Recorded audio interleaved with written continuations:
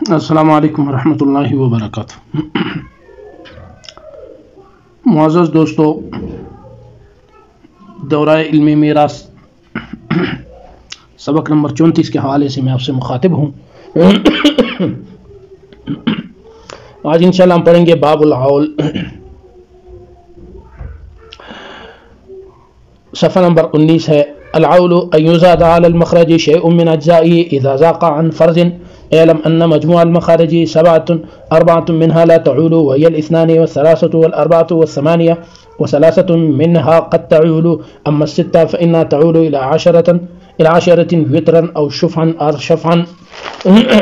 واما 12 فهي تعول إلى 17 وترا لا شفعا، واما 24 فإنها تعول إلى 27 عولا واحدا كما في المسألة المنبرية، وهي امرأة وبنتان وأبوان، ولا يزاد على هذا إلا عند ابن مسعود رضي الله تعالى عنه، فإن عنده تعول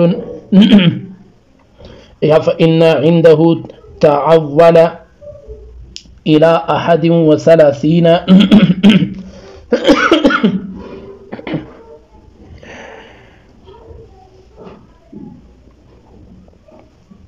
یہ عبارت ہوا۔ اب عبارت کا ترجمہ سماعت فرما لے۔ باب العول، یہ باب عول کے بیان میں ہے۔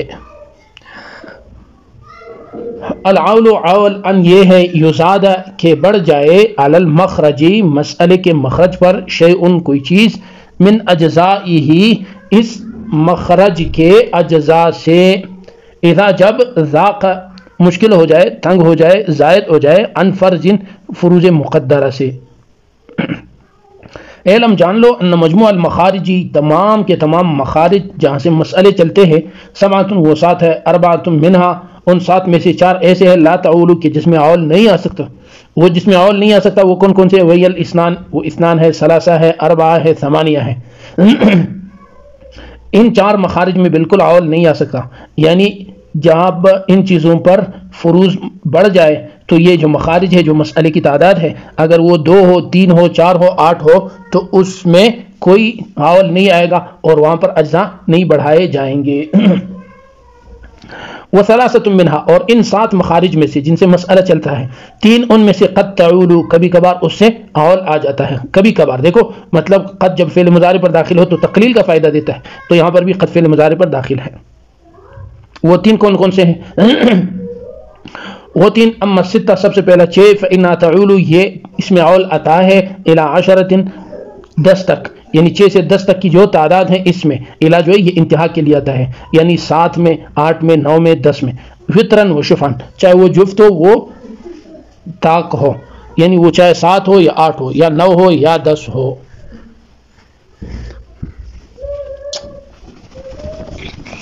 یہ 6 کا بیان۔ وَأَمَّا 12 اور 12 جو ہے، فَهِيَ تَعُولُ إِلَى 17 وِتْرًا لَا شُفْعًا، 12 کا جو مخرج ہے مسئلے کا، اس میں عول آتا ہے 17 تک، وطرن یعنی 12 سے 17 کے درمیان جو تعداد ہے، مثال 13 ہے، 15 ہے، 17 ہے، یہ آئے گا، لا شفعن لیکن جفت نہیں آئے گا، مثال 14 ہے، 16 ہے، یہ اس میں نہیں آتے۔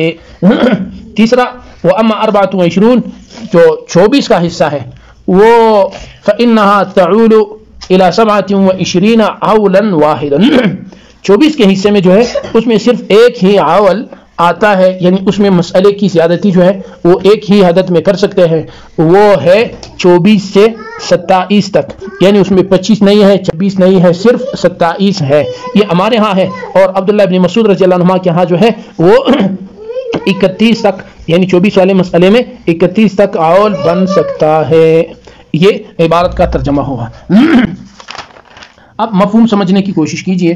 مفہوم یہ ہے کہ عول کا لغوی معنی جو ہے وہ زیادتی اور غلبہ کے ہے، اور اصطلاحی معنی یہ ہے کہ جب مخرج کے حصے بڑھ جائے تو مخرج کے اجزاء میں زیادتی کرنے کو ضروری ہے، تو جب ہم زیادتی کریں گے اس زیادتی کرنے کو عول کہا جاتا ہے۔ یہ اس کا اصطلاحی ترجمہ ہوا۔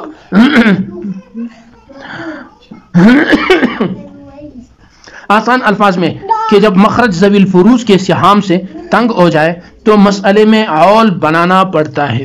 مثال کے طور پر مخرج جو ہے مسئلے کا وہ 6 ہے اور ذوی الفروز جو ہے وہ اس سے زیادہ بڑھ رہے ہیں، تو اب مخرج میں ہم کچھ اضافہ کریں گے اور غلبہ کریں گے. یعنی ہم نے پہلے مال کو 6 میں تقسیم کرنا تھا، ابھی ہم اس کو 7 میں کریں گے یا 8 میں کریں گے. جس میں جو چلتا ہے اسی طرح ہم اس میں زیادتی کریں گے تاکہ سب ذوی الفروز کو حصے اپنے نام کے اپنے مقدر حصے کے مطابق مل جائے. اس کو کہتے ہیں عول. تو مصنف صاحب نے یہی فرمایا العول، عول یہ ہے ایزاد المخرج شیء من اجزائه کہ مخرج پر اجزاء بڑھ جائے، اذا ذاق عن فرض جب وہ فروض مقدرہ سے اجزاء بڑھ جائے اور مخرج کم ہے تو اس وقت ہم عول کریں گے، یعنی اس مخرج میں ہم غلبہ اور زیادتی کریں گے. اے علم جان لو ان مجموع المخارج 7 تمام مخارج جو ہے وہ 7 ہے. ان 7 میں سے 4 ایسے ہیں کہ جس میں عول بنتا ہی نہیں، ہوتا نہیں، آتا نہیں اور اب تک کسی نے کیا نہیں ہے. وہ 4 کون کون سے؟ الاثنان والثلاثہ والاربعہ والثمانیہ، یہ 4 ہے. اس میں سے بالکل عول نہیں آتا. وثلاثۃ منها قد تعول، اور ان 7 میں سے 4 تو گزر گئے، بقیہ 3 جو ہے ان میں بالکل کبھی کبھار عول آ جاتا ہے اور کبھی کبھار نہیں آتا.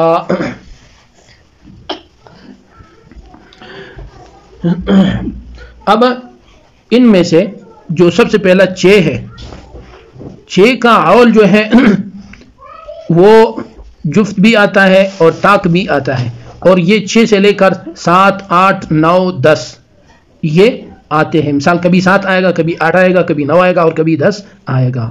یہ مکمل ہوا. اور 12 کا جو مخرج ہے اس کا عول جو ہے وہ صرف طاق آتا ہے 17 تک. مثال کے طور پر 12 کے بعد 13 ہے، طاق ہے، کبھی 13 آئے گا، کبھی 15 آئے گا اور کبھی 17 آئے گا.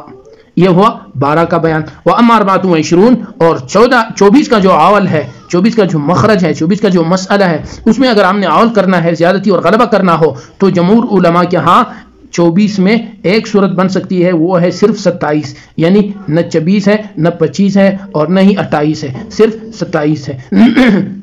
لیکن عبداللہ ابن مسعود رضی اللہ عنہما کے قول کے مطابق وہ فرماتے ہیں کہ 24 کا عول 31 بھی آتا ہے.